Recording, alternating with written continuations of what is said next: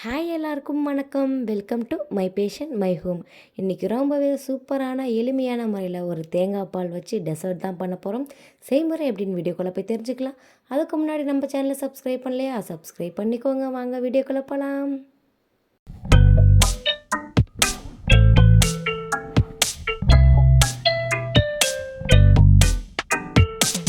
இப்போது தேங்காய் பால் புட்டிங் செய்கிறதுக்கு என்னென்ன பொருளுங்கிறத பார்த்துடலாங்க.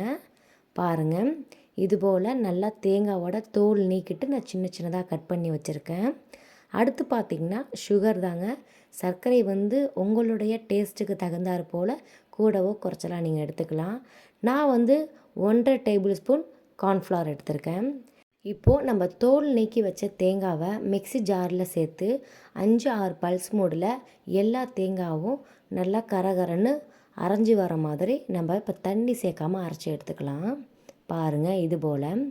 இதுக்கு பிறகு தான் நம்ம தண்ணி கொஞ்சம் கொஞ்சமாக சேர்த்து அரைச்சி தேங்காய் பாலை இப்போ நம்ம ஃபில்ட்ரு பண்ணி எடுத்துக்கலாம். நான் வந்து கொஞ்சம் கொஞ்சமாக தண்ணி ஆட் பண்ணி ஒரு 3 முறை வந்து நல்லா அரைச்சி எடுத்துக்கிட்டேங்க. பால் வந்து திக்காக இருக்கணும். தண்ணி அதிகமாக கலந்த மாதிரி இருந்ததுன்னா நமக்கு வந்து அந்த புட்டிங் வந்து திரண்டு வர்றதுக்கு வந்து ரொம்ப லேட் ஆகிடும். ஸோ முடிஞ்ச அளவுக்கு கொஞ்சம் கொஞ்சமாக தண்ணி ஆட் பண்ணி திக்காக எடுத்து வச்சுக்கோங்க பாலை.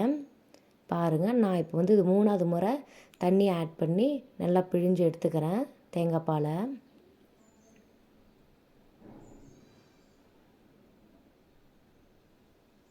இப்போது இதில் நான் வந்து இன்றைக்கி சட்னிக்கு கொஞ்சமாக எடுத்து வச்சுட்டு ஒரு மீடியம் சைஸ் தேங்காயில் 3/4 பாகம் தாங்க எடுத்து அரைச்சி வச்சுருக்கேன். இதில் வந்து எனக்கு 350 ml பால் வந்து கிடச்சிருக்கு. இதில் பார்த்திங்கன்னா இப்போ நம்ம சுகர் ஆட் பண்ணிடலாம். நம்மளுடைய டேஸ்ட்டுக்கு தகுந்தாற் போல் நீங்கள் கூடவோ குறைக்கவோ செஞ்சுக்கலாங்க. இப்போது நம்ம கார்ன்ஃப்ளவர் எடுத்து வச்சோம் இல்லையா, அதில் வந்து இந்த பாலை கொஞ்சமாக மிக்ஸ் பண்ணி கட்டி இல்லாமல் நல்லா தண்ணி போல் கரைச்சி எடுத்துக்கலாங்க. அப்படியே நம்ம கார்ன்ஃப்ளவர் சேர்த்து நம்ம கரைச்சோம்னா கட்டி கட்டியாக அங்கங்கே இருக்கும். இது மாதிரி கொஞ்சம் தனியாக எடுத்து நீங்கள் அதை கரைச்சி வச்சுக்கோங்க. அடுத்து பார்த்திங்கன்னா நம்ம சர்க்கரை கரைச்சி வச்சுருக்கோம்ல, அந்த தேங்காய் பாலில் சர்க்கரையை கரைக்கும் பொழுது அதில் வர தூசு இல்லை நம்ம வந்து ஸ்டீல் ஸ்ட்ரெயினரில் வந்து ஃபில்டர் பண்ணும் பொழுது அந்த தேங்காய் துகள்கள் வந்து சின்ன சின்னதாக அதில் அடியில் தங்கியிருக்கும். அதை இந்த மாதிரி டீ வடிகட்டுறதுல வந்து நீங்கள் ஃபில்டர் பண்ணி இப்போ எடுத்துக்கலாம். பாருங்கள் எவ்வளோ சக்கை அந்த சர்க்கரை இருக்கிற தூசு வந்து மேலே தங்கியிருக்குன்னு. இந்த மாதிரி இருந்தால் நமக்கு வந்து புட்டிங் வந்து சாஃப்டாக இருக்காது. ஸோ ஃபில்டர் பண்ண மறந்துடாதீங்க. நெக்ஸ்ட்டு பார்த்திங்கன்னா நம்ம கார்ன்ஃப்ளவர் கரைச்சி வச்சோம் இல்லையா, எந்த வித கட்டியும் இல்லாமல் நல்லா கரைச்சிட்டு அந்த ரெடியான பாலில் வந்து இப்போ நம்ம கலந்து விட்டுடலாம். இதுக்கு பிறகு தாங்க நம்ம ஸ்டவ்வில் வைக்கணும். இப்போ வந்து நம்ம ஸ்டவ் ஆன் பண்ணி வச்சாச்சு. நீங்கள் வந்து ஸ்டார்டிங்கில் இருந்து மீடியம் ஃப்ளேமில் வச்சே கிண்டி விடுங்க. ஏன்னா நம்ம கார்ன்ஃப்ளவர் வந்து ஆட் பண்ணியிருக்கிறதுனால நீங்கள் ஹை ஃப்ளேமில் வச்சிட்டிங்கன்னா டக்குன்னு அடியில் வந்து ஒட்டிக்கிட்டு கட்டிப்பட்ட மாதிரி ஆகிடும். ஸோ நீங்கள் வந்து மீடியம் ஃப்ளேமில் வச்சே கிளறி விடுங்க.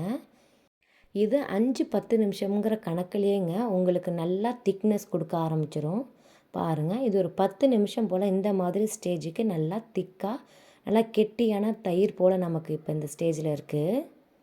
இது இன்னும் நேரம் ஆக ஆக பால் சுண்டி இது போல் கொதி வர ஆரம்பிச்சிருங்க. இந்த கொதி வந்ததுக்கு பிறகு இன்னும் கொஞ்சம் கவனமாக அந்த பேனில் வந்து ஒட்டிக்காத போல் கொஞ்சம் நல்லா கிண்டி விடுங்க. பால் வந்து சுண்டிடுச்சு அப்படிங்கிறதுக்காக நீங்கள் ஸ்டவ் ஆஃப் பண்ணிடாதீங்க. இப்போ காமிக்கிற பாருங்கள், இந்த மாதிரி ஊற்றுற பதம் இருக்கிற போது கூட நீங்கள் இந்த கன்சிஸ்டன்சிலையும் ஆஃப் பண்ணாதீங்க. உங்களுக்கு பாயாசம் கெட்டியாகிடுச்சுன்னா எடுத்து வைக்கிற பதம் வரும் பார்த்திங்களா, இதோ இது போல் இந்த ஸ்டேஜில் தான் நீங்கள் ஆஃப் பண்ணணும். நான் சூடாக தான் எடுத்து ஊற்றுறேன். ஏன்னா ஆறிடுச்சுன்னா உங்களுக்கு வந்து அந்த கரண்டிலே ஒட்டி இருக்கும், புட்டிங் வந்து அந்த இடத்துலையே செட் ஆகிடும். ஸோ நீங்கள் ஆறுறதுக்கு முன்னாடியே இந்த மாதிரி பவுல், டிஃபன் பாக்ஸ், டம்ளர் அதுபோல் நீங்கள் வந்து எடுத்து வச்சுக்கலாம். இப்போ இதை தட்டி விட்டு எந்த வித ஏர் பபுள்ஸும் இல்லாமல் நல்லா ஓரங்களை சரி பண்ணி தட்டி விட்டு நீங்கள் ஒரு 5 மணி நேரம் வெளியே வச்சுருந்தாலும் ஓகே, இல்லை ஃப்ரிட்ஜில் வச்சு நீங்கள் கூலாக சாப்பிட்ணுன்னு ஆசைப்பட்டிங்கனாலும் நீங்கள் ஃப்ரிட்ஜில் வச்சுக்கலாம். இப்போது 5 மணி நேரம் கழித்து பாருங்கள், இந்த மாதிரி நல்லா சூப்பராக செட் ஆகி வந்திருக்கு. இதுக்கு நம்ம கத்தி எதுவும் யூஸ் பண்ண வேண்டியது இல்லைங்க. நம்ம அப்படியே அந்த பவுலை வந்து நம்ம தலைகீழ வச்சோம்னா புட்டிங் அழகாக நம்மளுக்கு கையில் வந்துடும். பாருங்கள் எந்த அளவுக்கு நல்லா சூப்பராக ஜெல்லி மாதிரி நமக்கு இருக்குன்னு. இப்போ நம்ம இந்த புட்டிங்கை கட் பண்ணி பார்த்துடலாங்க. இந்த மாதிரி கட் பண்ணும் பொழுது கத்தியில் ஒட்டாமல் வரணும். அப்போ தான் நம்ம கரெக்ட் வே ஃபாலோ பண்ணி புட்டிங் செஞ்சுருக்கோம்னு அர்த்தம். பாருங்கள் எந்த அளவுக்கு நல்லா சூப்பராக ஜெல்லியாக ஸ்மூத்தாக நம்மளுக்கு புட்டிங் ரெடி ஆகிடுச்சுன்னு. இனிமேல் என்ன, அடிக்கிற வெயிலுக்கு வீட்டில் ஃபேமிலியோட சர்வ் பண்ணி ஷேர் பண்ணி சில்லுன்னு சாப்பிடுங்க. இந்த வீடியோ உங்களுக்கு பிடிச்சிருந்தா ஒரு லைக் கொடுக்க மறந்துடாதீங்க. உங்கள் லைக்கு தாங்க எங்களை மோட்டிவேட் பண்ணும். தேங்க்யூ ஃபார் வாட்சிங். House full of happiness.